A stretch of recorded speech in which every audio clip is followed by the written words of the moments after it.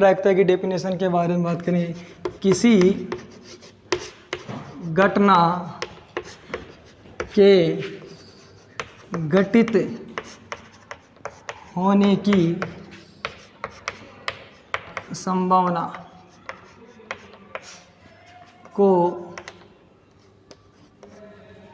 प्रायिकता कहते हैं। प्रायिकता कहते हैं।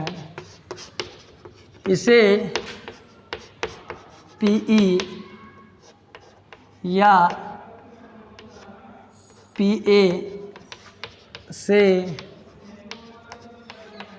प्रदर्शित करते हैं।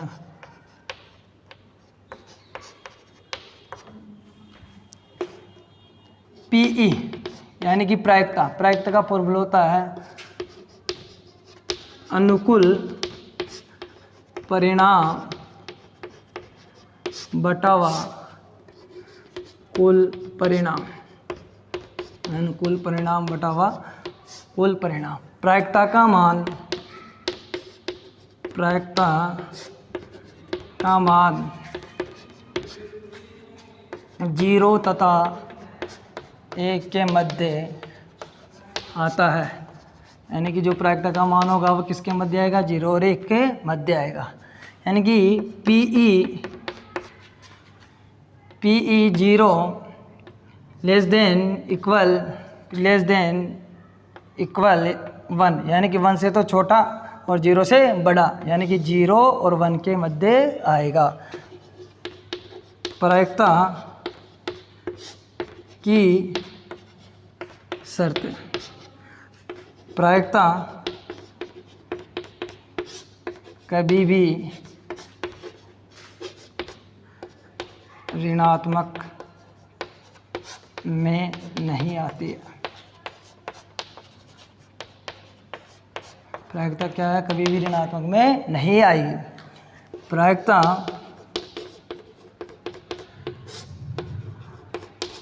का मान, प्रायिकता कभी भी ऋणात्मक में नहीं आएगी। प्रायिकता का मान अनुचित भिन्न में नहीं आता है। किस में नहीं आता है? अनुचित भिन्न में नहीं आता है। यानी कि जो मान आएगा वो किस में आएगा? उचित भिन्न में। किसमें? उचित भिन्न में। यानी कि उचित भिन्न क्या होती है? यानी कि जो बड़ा मान है वो नीचे आएगा और छोटा मान, बड़ा मान नीचे आएगा और छोटा मान है ऊपर आएगा। जैसे मैंने इसको भाग दिया तो 0.4, यानी कि प्रायिकता का मान किस में आया? 0 और 1 के मध्य आया। यानी कि जो प्रायिकता का मान हो कैसे आना चाहिए? प्रायिकता का मान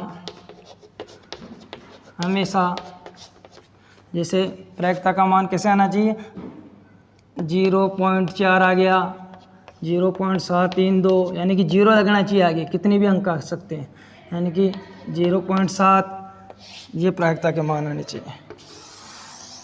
ठीक है, इसके बाद करते हैं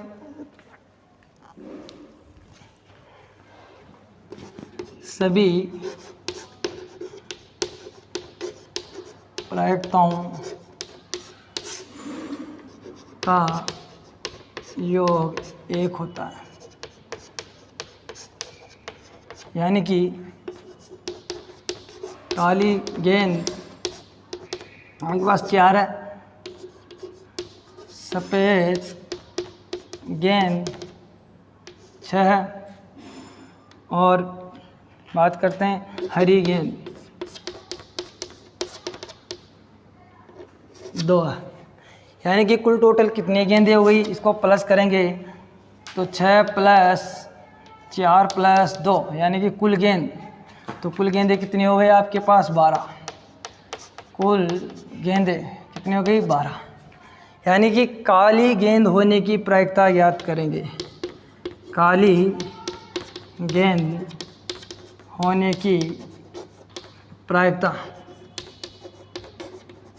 काली गेंद होने की प्रायिकता, यानी कि कुल टोटल कितना है? 4/12। इधर से सफ़ेद गेंद होने की प्रायिकता, सफ़ेद गेंद होने की प्रायिकता, यानी कि P इसे दर्शा देते हैं 6/12। इधर से हरी गेंद होने की प्रायिकता, हरी गेंद होने की प्रायिकता कितनी है, यानी कि 2/12। अब इन सबको क्या कर लेंगे, ऐड कर लेंगे, यानी कि 4 प्लस इसका और इसका और इसका तीनों का एलसीएम कितना है, 12 आएगा। तो 4 + 6 + 2/12, तो कितने हो गए, 12। इनको ऐड किया तो 12/12, तो इनकी प्रायिकताओं का ये कितना हुआ, 1 हो गया। यानी कि मैंने पहले कहा था कि सभी प्रायिकताओं का योग 1 होता है, तो ये मैंने बता दिया आपको। अब आगे बात करते हैं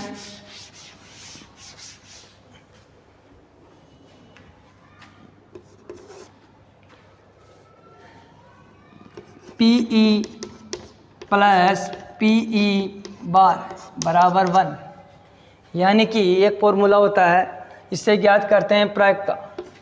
PE बराबर होता है, यानी कि होने की प्रायिकता, होने की प्रायिकता ज्ञात करेंगे। और ये क्या है, नहीं होने की प्रायिकता, यानी कि इसका मतलब है नहीं होने की प्रायिकता, यानी कि होने की प्रायिकता का फॉर्मूला निकालेंगे तो PE बराबर 1 माइनस नहीं होने की प्रायिकता घटा दिया मैंने। और नहीं होने की प्रायिकता ज्ञात करेंगे तो 1 में से होने की प्रायिकता घटा दिया। क्या घटा दिया मैंने, होने की प्रायिकता घटा दिया, तो एक फॉर्मूला बन गया आपके पास। अब बात करते हैं सिक्के के 2 पहलू, सिक्के के 2 पहलू, 12 और पैसा, यानी कि इसको प्रदर्शित करते हैं चित्त से और इसको प्रदर्शित करते हैं पट से।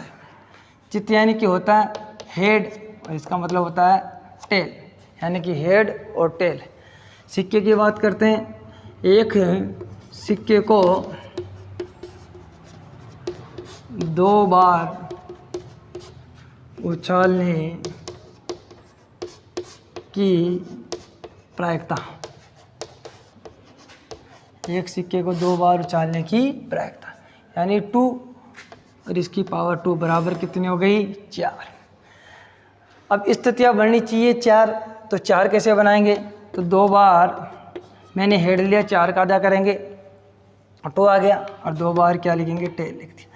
अब 2 का आधा करेंगे, 1 बार हेड 1 बार टेल, 1 बार हेड 1 बार टेल।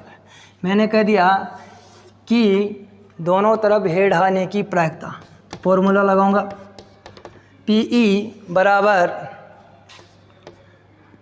बताइए आपको फॉर्मूला मैंने बता दिया, अनुकूल परिणाम बटा कुल परिणाम, तो यानी कि कितनी दोनों तरफ है जो हेड आ रहा है वह 1 बार आ रहा है, एक तो 1/4 बन गया। इसके बाद मैं कह दूं कि टेल आने की, तो इसकी भी 1/4 ही बनेगी। की स्थितियाँ देखेंगे अब, तो स्थितियाँ बना रहा हूँ मैं, जैसे 1-1, 1-2, 1-3, 1-4, 1-5 और 1-6। अब 2-1 से चलेंगे, यानी कि 2-1, 2-2, 2-3, 2-4, 2-5 और 2-6। अब 3-1, 3-2, 3-3, 3-4, 3-5 और 3-6। इधर से 4-1, 4-2, 4-3, 4-4, 4-5, 4-6, 5-1, 5-2, 5-3, 5-4, 5-5 और 5-6, यानी कि 6 तक चलेंगे। 6-1, 6-2, 6-3, 6-4, 6-5 और 6। आप ज्ञात करेंगे कि संख्याओं का योग क्या होना चाहिए, 9, और उसकी क्या करेंगे, प्रायिकता ज्ञात करेंगे। क्या प्रायिकता होगी, क्या प्रायिकता होगी कि संख्याओं का योग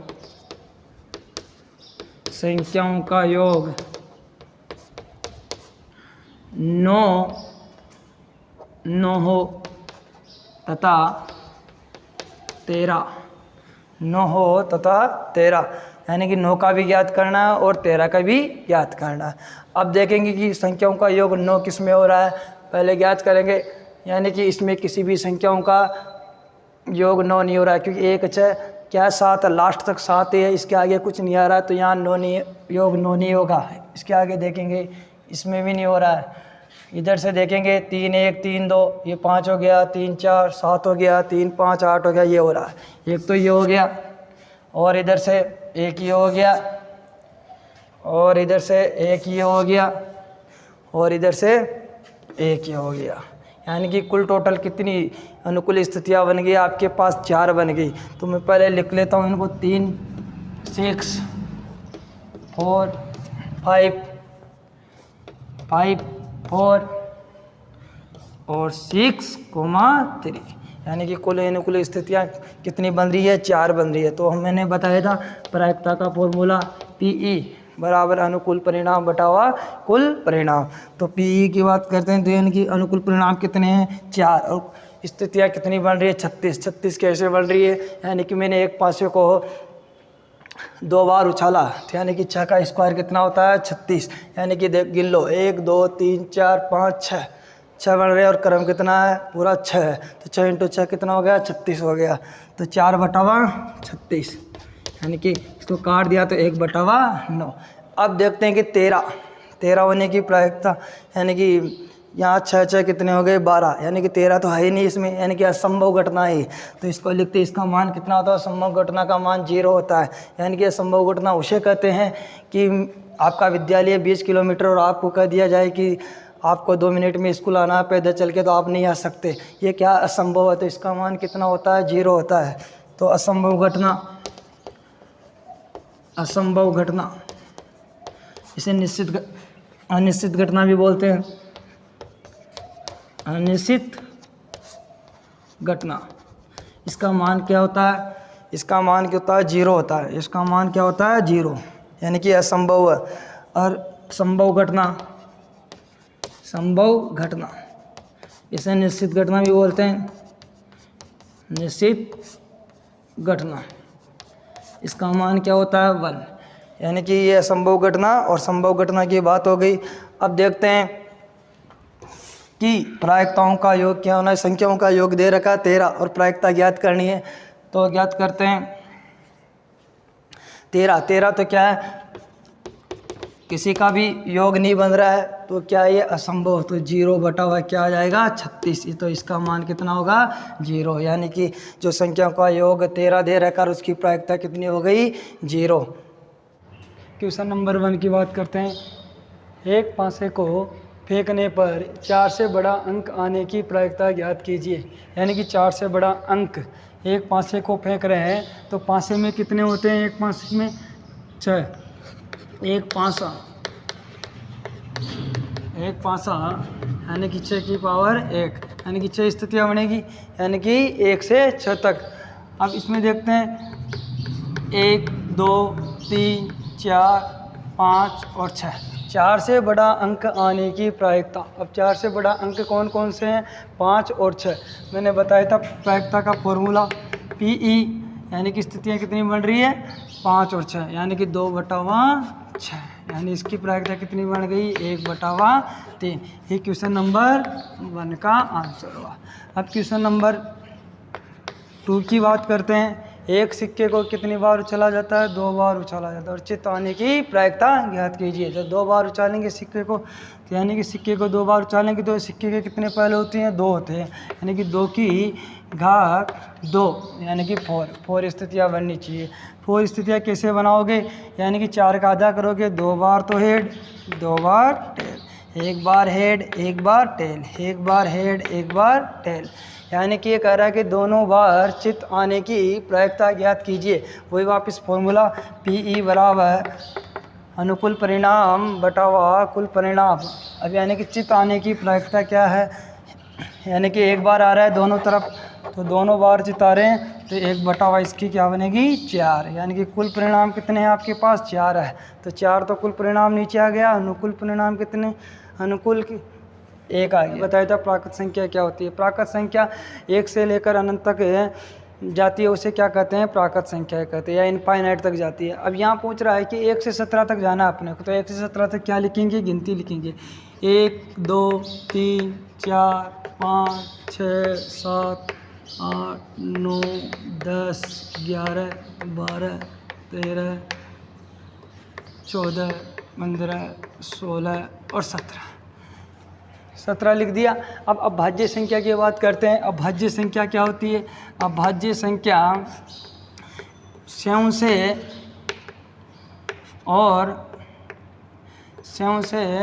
और 1 से क्या होती है, विभाजित होती है। स्यों से और 1 से विभाजित होती है, उसे क्या कहते हैं, अभाज्य संख्या कहते हैं।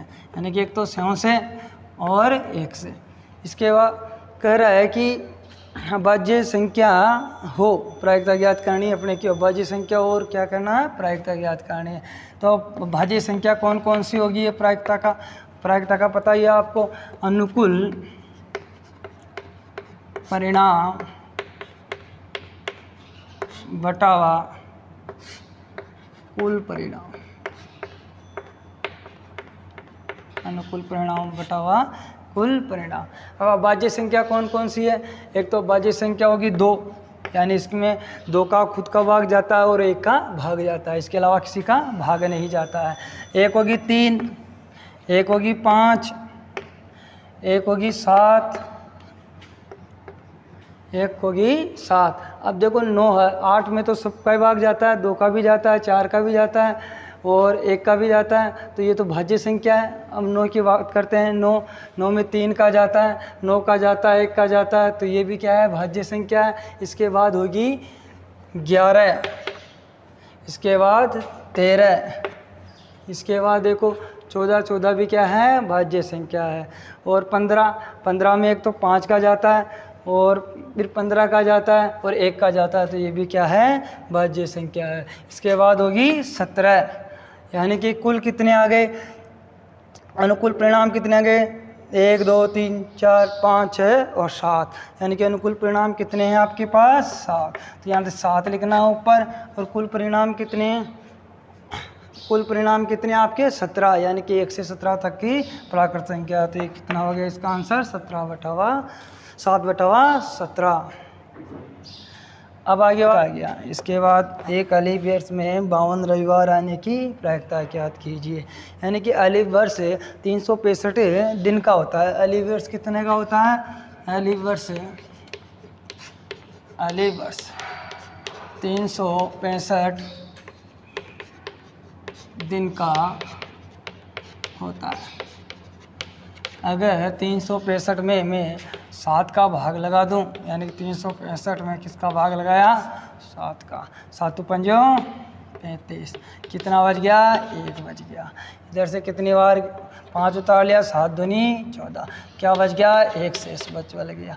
यानी कि 52 आपके पास क्या है, 52 तो सप्ताह होंगे और 1 दिन बचेगा आपके पास। तो लिख देता हूँ मैं 52 तो सप्ताह और क्या बच गया, 1 दिन शेष पल, 1 दिन शेष पल। अब ये कह रहा था कि अलीफ वर्ष में केवल 52 रविवार आने की प्रायिकता होगी, तो रविवार कितने होंगे आपके पास, 52, रविवार भी कितने होंगे, 52।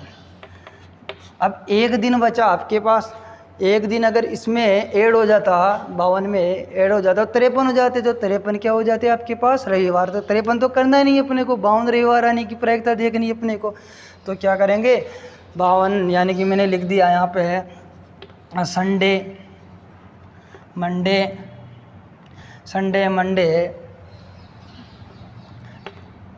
ट्यूसडे, वेडनेसडे, थर्सडे, फ्राइडे और Saturday. Sunday, Monday, Tuesday, Wednesday, Thursday, Friday और सैटरडे। अब ये लिख दिया मैंने। अब देखना है कि अपने को संडे तो गिनना ही नहीं है, ये संडे वाला नहीं गिनना। इनमें से कोई सा भी 1 दिन हो सकता है, या तो मंडे हो सकता है, या ट्यूसडे हो सकता है, या वेडनेसडे हो सकता है, या थर्सडे हो सकता है, या फ्राइडे हो सकता है, या सैटरडे हो सकता है। यानी कि इनमें से कोई सा भी 1 दिन हो सकता है। अब जैसे मैंने बताया था PE बराबर, यानी कि अब संडे को तो गिनना है, तो कुल कितने बचे आपके पास? अनुकुल 6 हो गए। कितने बचे हैं? 6 हो गए। और इसके बाद में कितने कुल कितने दिन है? यानी कि 7। ये 6/7 बनेगी। पहले कहने का एक बार और समझा देता हूँ। एक अली वर्ष में केवल 52 रविवार आने की प्रायिकता ज्ञात करनी है। अली वर्ष में 365 दिन का होता है और मैंने 7 से डिवाइड कर दिया। 7 से डिवाइड करने के बाद ये 52 बार, और शेषफल कितना बच गया? 1 बच गया। 52 तो क्या हो जाएंगे? सप्ताह होंगे, और 1 दिन क्या बचेगा? शेषफल बचेगा। अब देखो 52, अब 52 सप्ताह तो 52 ही रविवार होंगे। 52 सप्ताह होंगे तो 52 ही क्या होंगे? रविवार होंगे। अब 52 रविवार है, 52 रविवार है, तो अगर 52 में है, अगर मैं 1 जोड़ देता हूँ 53 हो जाते। तो 53 रविवार की तो ज्ञात ही नहीं करनी अपने को। तो अपने को क्या देखना है? केवल आपको 1 दिन जो शेषफल बचा था उसमें है अपने को ये संडे नहीं गिनना है, केवल Monday, Tuesday, Wednesday, Thursday, Friday, Sunday को अपने को काउंट नहीं करना है। कहने का मतलब कि संडे को अपने को काउंट नहीं करना है, और इनमें से देखना है अपने को। इनमें से कोई सा भी एक दिन जो बचा हुआ हो सकता है। मंडे हो सकता है, ट्यूसडे हो सकता है, वेडनेसडे हो सकता है, थर्सडे हो सकता है, फ्राइडे हो सकता है, सैटरडे हो सकता है। तो यानी कि कुल कितने दिन है आपके पास? 7 दिन है। यानी कि संडे को छोड़ दो तो 6 बज गए। 6/7 है, तो इसकी क्या प्रायिकता हो गई भाई? 6/7। Question number 9। एक थैले में 5 लाल और 3 सफ़ेद गेंदें, थैले में से एक गेंद यादृच्छिक निकाली जाती है, तो इसकी क्या प्रायिकता है कि गेंद सफ़ेद हो, सफ़ेद नहीं हो। यानी कि कुल गेंद कितनी है? 5 तो लाल है, लाल गेंद कितनी है? 5, और सफ़ेद गेंद कितनी है? 3। प्लस कर दिया तो कितनी हो गई भाई? कुल गेंदें कितनी हो गई? 8 हो गई। वो कह रहा है कि सफ़ेद होने की प्रायिकता, सफ़ेद होने की प्रायिकता, सफ़ेद कितनी है? 3 गेंदें सफ़ेद है, तो 3/8 कुल परिणाम नीचे आ गया। सफ़ेद नहीं होने की प्रायिकता का एक फॉर्मूला होता है, PE + PE बार बराबर 1। हम नहीं होने की प्रायिकता ज्ञात करनी। पहले तो होने की प्रायिकता आपके पास आ गई 3/8 सफ़ेद होने की, यानी कि होने की प्रायिकता कितनी है? 3/8। नहीं होने की ज्ञात करनी है, ऐसा कैसा लिख दो? 1 लिख दो। PE बार बराबर 1 माइनस कर दिया 3/8, यानी कि 8 तो ये आ गए, 8 में से 3 गया तो 5/8 हो गया। ये 8 एलसीएम ले लिया था ना, तो 8 में से 3 गए तो क्या बच गए? 5/8 हो गया। यानी कि सफ़ेद नहीं होने की प्रायिकता कितनी आ गई आपके पास? 5/8। किसी कारण 12 खराब पेन और 132 अच्छे पेनों में मिल गए। केवल देखकर नहीं बताया जा सकता कि कोई पेन खराब है या अच्छा है। एक पेन यादृच्छिक चुना जाता है तो इसके अच्छे होने की प्रायिकता ज्ञात कीजिए। तो वही क्वेश्चन नंबर 10 का आंसर नंबर 10, यानी कि अच्छे पेन कितने हैं आपके पास? 132। और कुल पेन कितने हो गए? 12 तो ख़राब है और 132 क्या है? अच्छे है। तो कुल कितने हो गए? 144। कुल पेन कितने हो गए? 144। तो PE 132 क्या है? अच्छे पेन की ज्ञात करनी, तो 132 आएगा। और कुल टोटल कितने हैं? 144। काट लो इनको,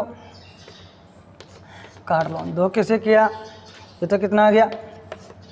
2 7 तो 14, 2 बार, इसे 2 6 12 66 बार।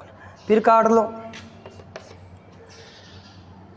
3 दूनी 6, 3 दूनी 6, 3 दूनी 6, 3 चौक 12। फिर काट लो 11/12, 11/12। तो इसका आंसर क्या हो गया? अच्छे होने की प्रायिकता 11/12। Question number 4। एक सिक्के के लगातार 3 उछालों में एकांतरचित या पट आने की प्रायिकता ज्ञात कीजिए। तो प्रायिकता ज्ञात करेंगे। सिक्के के 2 पहलू होते हैं, हेड और टेल। यानी कि सिक्के के पहलू हेड और टेल। अब कह रहा है कि 3 उछालों में, यानी कि 2 पहलू और इसकी घात कर देंगे 3, तो कितना हो गया? 8 हो गया। अब स्थितियाँ बनाएंगे। 8 का आधा करेंगे 4, तो 4 बार हेड, 4 बार टेल। अब करेंगे 4 का आधा करेंगे तो 2 हो गया, 2 बार हेड 2 बार टेल, 2 बार हेड 2 बार टेल। अब इसका आधा करेंगे, 2 का आधा करेंगे 1, तो 1 बार हेड 1 बार टेल, 1 बार हेड 1 बार टेल, 1 बार हेड 1 बार टेल, 1 बार हेड 1 बार टेल। ये कह रहा है कि एकांतर चित्त या पट आने की प्रायिकता ज्ञात कीजिए। तो एकांतर यानी कि चित्त, एकांतर चित्त है तो एक को छोड़ के एक हो गया, एक तो ये क्रम हो गया और एक ये क्रम हो गया, यानी कि पी ई बराबर 2/8 हो गया, तो 1/4।